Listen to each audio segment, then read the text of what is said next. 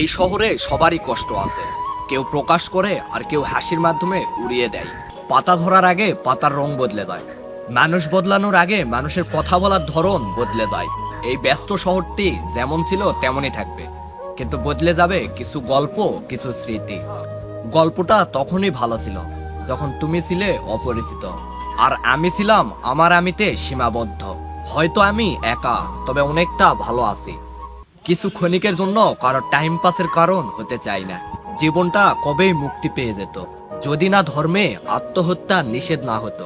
মানুষের পিছনে যে হাঁটে তার নাম ছায়া, আর মানুষ যার পিছনে হাঁটে তার নাম মায়া। কিছু অনুভূতি আমরা জমিয়ে রাখি বিশেষ কিছু মানুষের জন্য। আমার জন্য তো তুমি যথেষ্ট ছিলে, হয়তো তোমার জন্য আমি ছিলাম না। কিছু সম্পর্কগুলো ভাঙ্গার কারণ থাকে না, তবুও সম্পর্কগুলো নষ্ট হয়ে যায়। আমি মানুষ চিনেছি, চিনেছি মানুষের বিভিন্ন রূপ। বদলে যায়নি একটুও, শুধু জেনে গেছি এই দুনিয়াটা কেমন। কথা দেওয়া মানুষগুলা যদি কথা রাখতো, তাহলে মানুষের জীবন এত বিচ্ছিন্ন হতো না।